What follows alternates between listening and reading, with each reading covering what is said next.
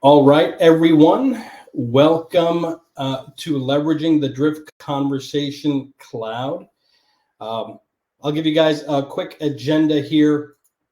What we're going to be covering today is what the Drift Conversational Cloud is. We'll take a look at who it's for.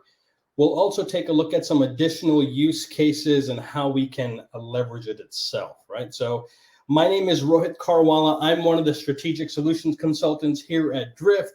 It's another way of saying pre-sales engineer or solutions consultant. But if you guys want, go ahead and grab my email to see if you guys have any questions later. You guys can reach out to me directly. But what I will say is this picture, or at least, is the B2B version of myself. There's another version of me. That other version of me looks like this, right? So meet Ro. I go by Ro. I'm a dad. I'm a husband. I'm also Mr. Clean. That was a Halloween joke.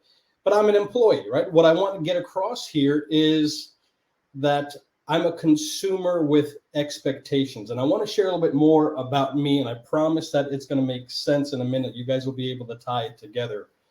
And that little bit extra is that, hey, I'm a first generation 80s baby, right? I grew up watching things like A-Team, Airwolf, Rohit.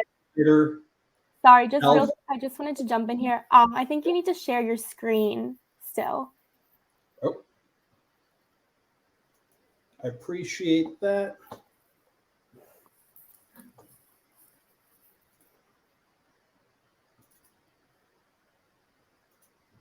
Here we go, guys. Sorry about that. This is Ro, right? This is what I was saying, the weirdo. It's dad, husband.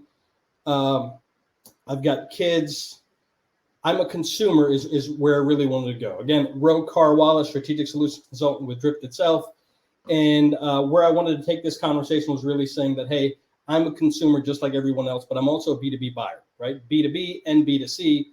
Which one influences the other? That's where we're really going with this. And what I was saying is kind of a little bit about me, how I grew up. I grew up watching the A-Team, Airwolf, Knight Rider shows like that. I relied on the TV guide. Other things that are reminiscent, DOS, Windows 95, the floppy disk. I carried a beeper in high school just so I can run to a payphone. I don't know how many of you guys did that. My first flip phone purchased freshman year of college, right? The Motorola StarTAC, if some of you guys had that. I'm sharing all of this because we've all been through some type of journey. Accessibility to technology has changed the way we consume, learn, and buy. So if we kind of move along here, we know that 70% of a buyer's journey, it's already done. It's already been done before they get to you. They've done the homework. And the buyer of today is hyper-focused on a customer-centric experience. You can ask yourself why, right? There's a couple of reasons, but some of the reasons of why this is the way it is you can thank these brands.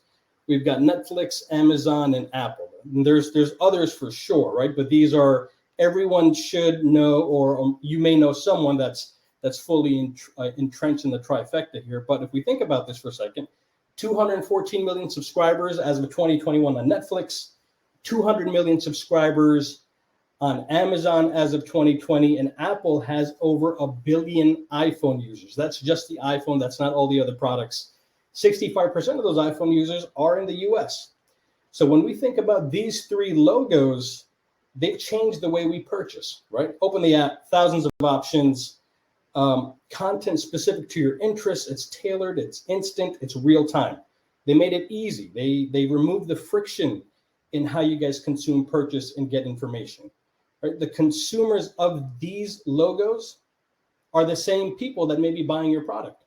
Right? They're the same ones that are probably using the iPhone to come to your site. They're looking for answers. Can you address their need? They expect it to be easy. They expect it to be customer-centric, right? And what I wanted to kind of really introduce to everyone today is the Drift Conversational Cloud, right? This is bringing in all of these different elements. We know that everything starts with a conversation, whether it's across marketing, sales, or service. It's got to be a customer-centric conversation. What is the platform? All right, the platform is a customer-centric product that's specifically designed to help personalize engagement, connect with target buyers, and help them get answers to questions that they're seeking, right? That customer is there to get educated. They're there to solve a problem. They're there to get help, right? It connects the marketing automation systems. It connects CRMs that you have, right? It can leverage artificial intelligence, and that's something I'll touch on later. We can use AI to understand what someone is really asking. We can report on conversations. We can identify audiences for you to target. We can even surface up topics by analyzing conversations that are coming in. The key benefits around the solution: we really want to enhance the customer experience. We want to accelerate lead qualification. We want to improve sales and service efficiency. Okay. Now, these are some of the common challenges that we hear from the market itself, right? Some of these include, hey, it's hard to deliver customer experience. Marketing struggles to hit pipelines. Sales doesn't have enough qualified leads. We can't connect with the right people at the right time. Site conversions aren't strong enough, and we can't connect to the right people to expand our accounts, right? So we start thinking about cross-sell into our existing book of business itself. So quick poll just to make sure everyone hasn't fallen asleep. And this is another good check to make sure everybody can still see my screen. I apologize for that in the beginning, but go ahead and share with us which one of these are kind of top of mind for you, right? That'll help us determine if the second one we produce here is still providing relevant topics, or if there's additional things that you guys may want to see in another demonstration stuff. But this would really help us understand if what I just talked about is something that you're also dealing with here. And I'll give you guys a quick second to go ahead and take that, and we'll kind of move forward.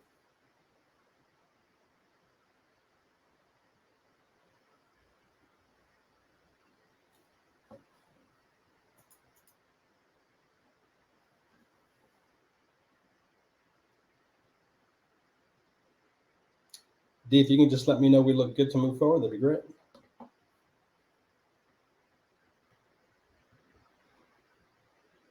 All right, looks like we still see some questions being answered.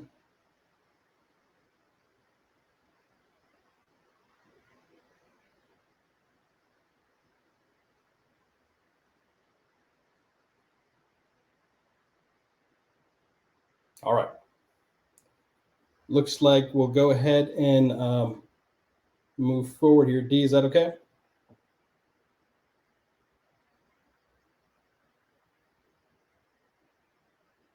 I'm going to take silence as golden. All right, so let's go ahead and jump into the use cases portion of our conversation itself. So if we jump into that, the first use case we'll talk about is marketing, right? So this is Maria. Meet Maria. She's head of Demand Gen. She's got a lot on her plate.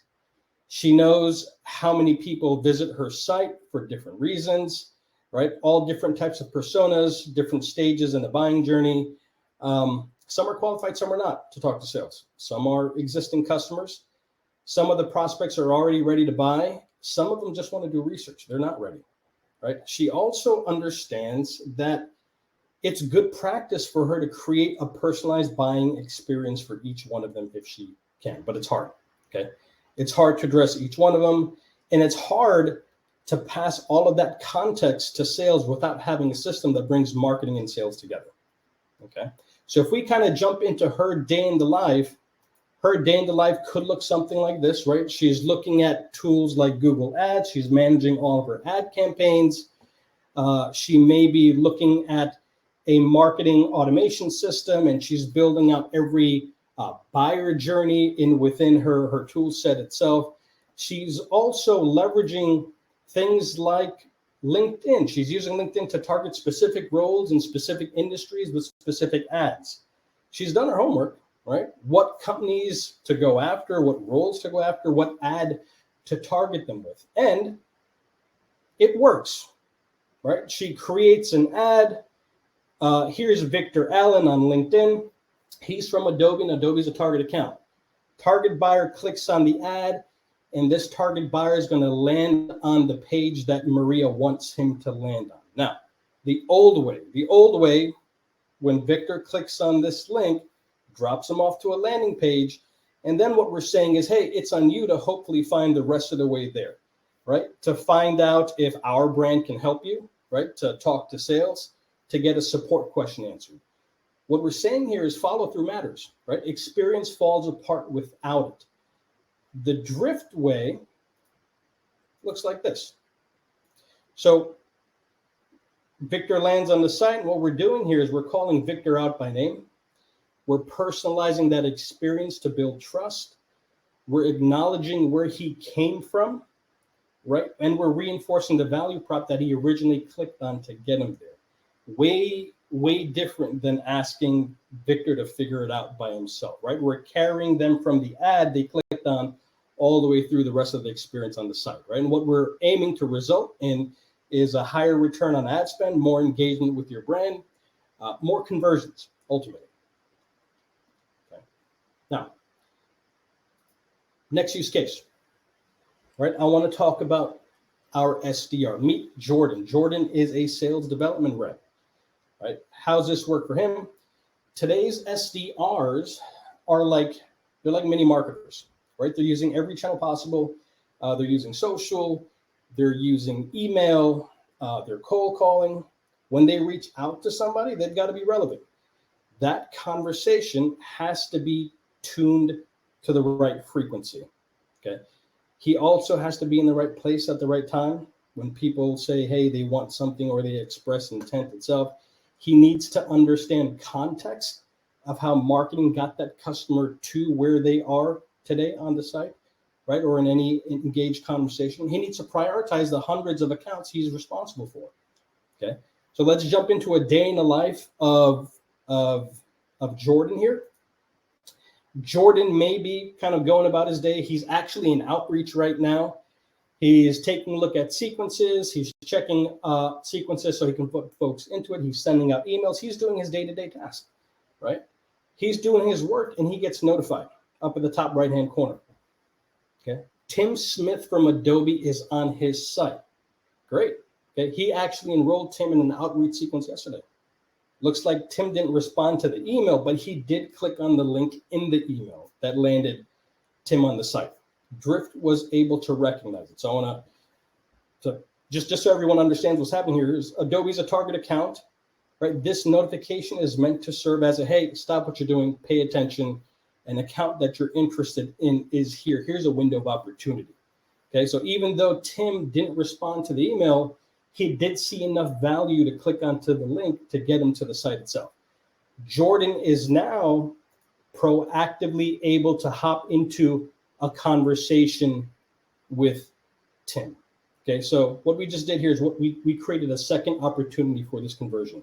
He didn't get there by email. He didn't respond to the email, but we did find another way at an at bat here. The old way, Jordan wouldn't have known that Tim is on the site. There's no way to proactively engage with the customer, not in the right place, not at the right time, okay? So here we go. Jordan engages with Tim. Jordan has access to what we call drift intel over on the right-hand side.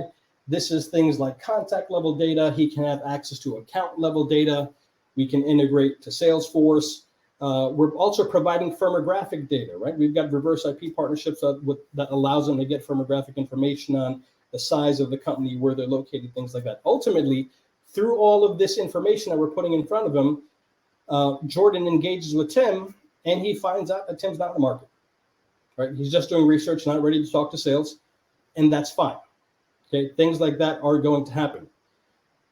What Jordan then does is he uses our outreach integration to enroll him into a sequence that best reflects this conversation, right? Putting him back into more of a nurturing track itself. Okay, now Tim's the CTO checking out the site. There's a really good chance that others from Adobe may also be taking a look at what we have to offer here, right? So Jordan can take a look at his activity feed. He can see all of the accounts he owns, one, and he can see their level of engagement based on behavior. So what Drift is doing here for him is we're taking a look at things like how many high intent pages were visited, how many active folks are on the site, how many videos were used, and we're using that information to prioritize what he should be taking a look at, right? If he drills into this, he can see every single Adobe employee that may be engaging with content.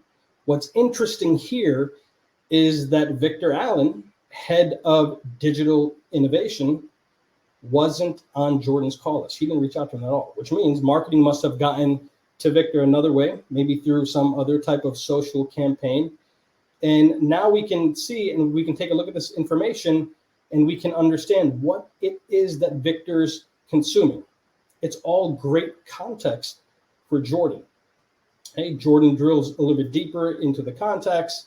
He finds Victor Allen, and Jordan then decides that, hey, you know what? He wants to connect with him on LinkedIn. He wants to send him relevant information. So Jordan uses Drift Video. He uses Drift Video to send Victor a quick message with a related information based on everything that Victor's consuming right now. Victor clicks on the video itself, and he gets a very personalized, tailored message.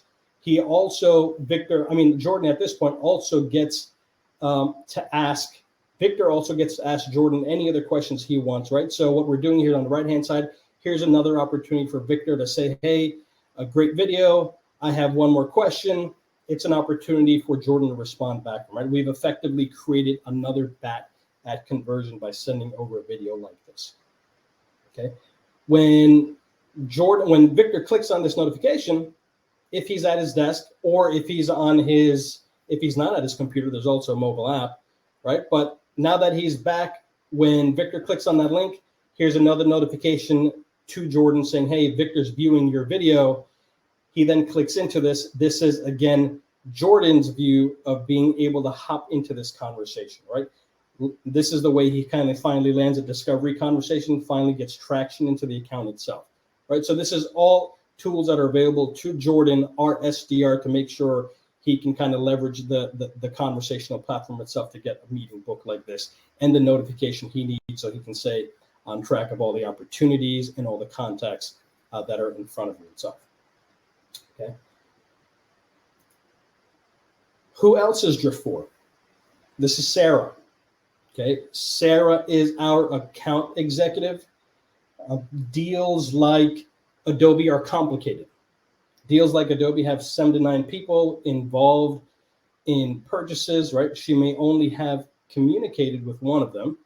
She needs to know what's going on in the account's entirety, right? So the first thing Sarah's going to get is Sarah's going to start her day by getting a activity digest from Drift, right? It summarizes the activities on all of her open opportunities, only businesses she's actively closing. She notices that while she's looking at this information, there's a new person on this list. She's working with Victor Allen, which is great, but someone new shows up, and that's Laura Smart. Okay, doesn't know who she is, never talked to her before, and it's really late stage in the deal. Usually anything late stage like this will put like a tickle in someone's stomach, and not in a good way, right? She clicks into her. We find out that Laura is actually the digital tech lead. Okay, we drill into that and we understand what information Laura is consuming. Turns out that she's poking around into integration. This could be a good thing. This can be a bad thing, especially in late stages. We just don't know yet. Right? She's not going to risk it. She decides to connect with Laura directly on LinkedIn itself. She connects with Laura on LinkedIn.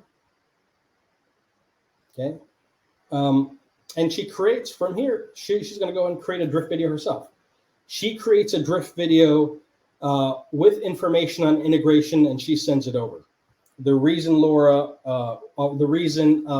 she wants to do this is because she wants to really have an opportunity to address any late stage questions and still be in control of the conversation itself.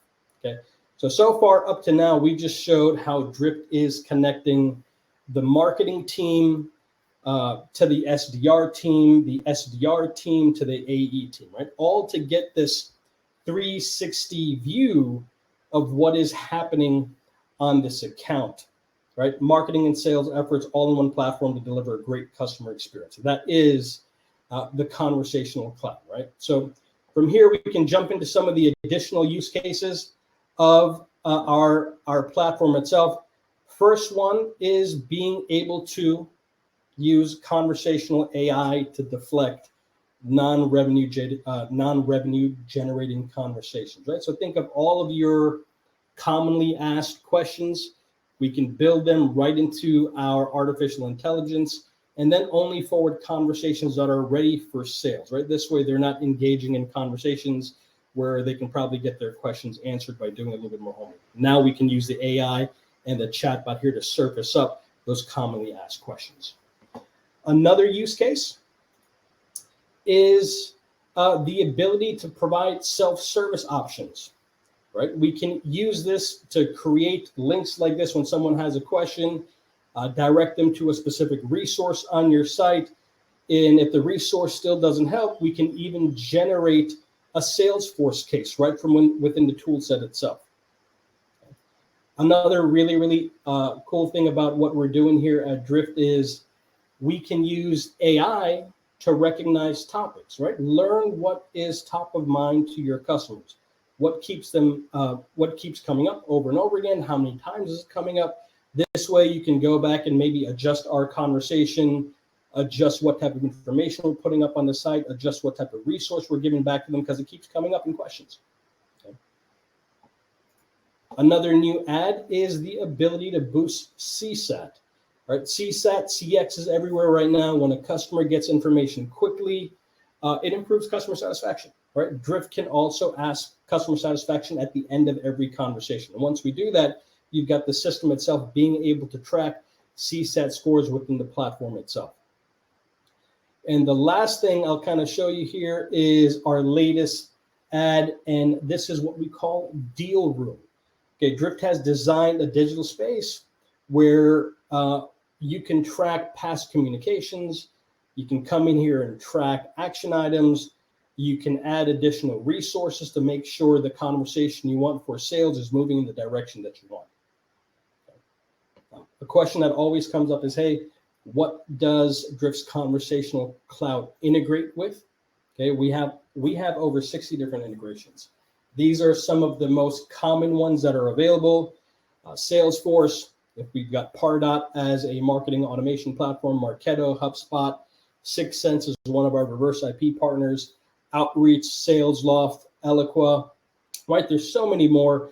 We've even got a way to integrate with non-native integrations, right? So we can integrate with Zapier, Tray.io, and we also have a robust API for some of those non-out-of-the-box connections that you may want to make. So, but the typical connection we want is, hey, can we update a contact lead? Can we have the entire chat transcript be sent over into our CRM or marketing automation platform?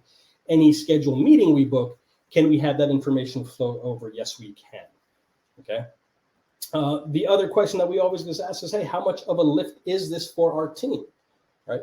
We can have an entire team ready to step in and help at whatever level you need, right? We can customize a plan. We'll help with implementation. We can provide as much or as little service as needed, including us having an entire professional services engineering team here to help with custom integrations if that's something that we want to make sure we touch on. Okay. The Conversational Cloud has a lot, and we only on purpose, we only touched on a little bit because this is a lot to consume, a lot of different capabilities here. But the ones that we focused on primarily today are being in the right place at the right time. All right. We took a look at real-time notifications, what certain chat examples could potentially look like. And if there's others here, other things that kind of grab your attention here, we would absolutely welcome anybody on our call today to come back, book a personalized demo for with you guys, which would be great. We can tailor an entire presentation out with the specific topics or some of those specific goals that you mentioned earlier that you guys also may be having a challenge with yourself. Okay. That being said, I know that Dee is going to go ahead and put up one more additional question here for you guys to to answer. And we've got about 5 more minutes left in the call. And I wanted to make sure I turn it back over to the audience to see if there's any additional questions that I may be able to answer for you guys.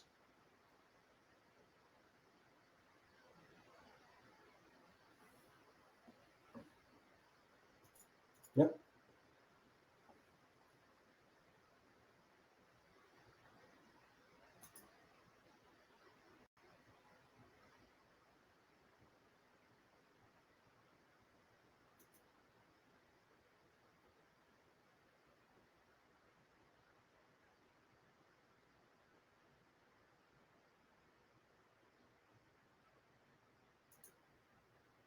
Don't be shy. If you guys are still on, you can go ahead and ask me, or we can absolutely set up a personal one-on-one to get these questions answered. That's not a problem also.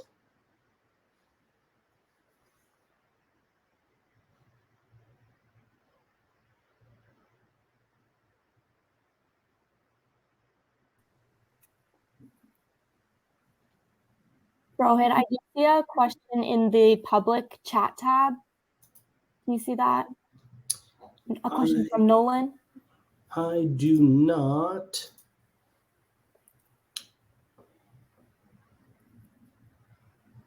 If you can, do you want to go ahead and read it out? Yeah, of course. Yeah. So this question from Nolan: do you have any recommendations or best practices for mobile experiences? Yeah. So one, I'll say that, hey, Drift also has an app, right, for mobile experiences itself. We definitely got an entire team that kind of consults around these type of strategies itself. But usually the question of, because someone may be accessing it from a mobile device, is just how many questions you want to make sure you implement in the chat itself, right? There's definitely rule sets around how many intent questions or qualification questions you want to answer. I think the golden rule is between 3 to 5, just because someone is always on the go, whether it's on the mobile app or whether they're on the desktop itself. We don't want to kind of inundate them with a whole lot of questions. We want to use kind of a give to get strategy around what it is that they're looking for, and use that to kind of really put the content in front of them so they can get their question answered itself. But I think generally it's a 3 to 5 question kind of golden rule, whether it's, they're accessing a conversation through a mobile phone with you guys or through another medium here.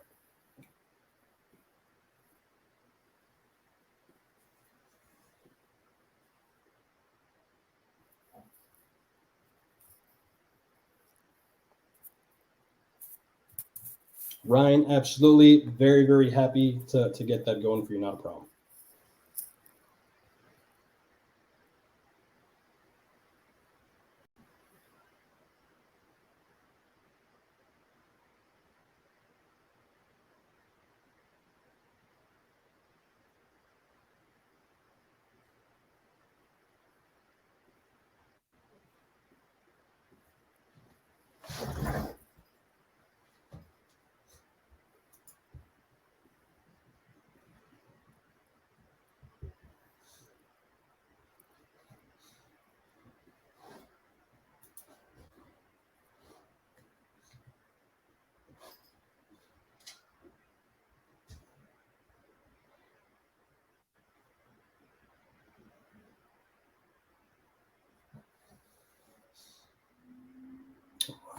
I don't see any other questions coming in, guys. It was an absolute pleasure providing this quick overview of the Conversational Cloud here with Drift itself. Super excited to be having these subsequent conversations with all of you in the coming days for whoever is interested itself. But really, really appreciate you guys joining us for our demonstration today. Thank you. Appreciate it, Andy. Appreciate it, Katrina. Thank you, guys.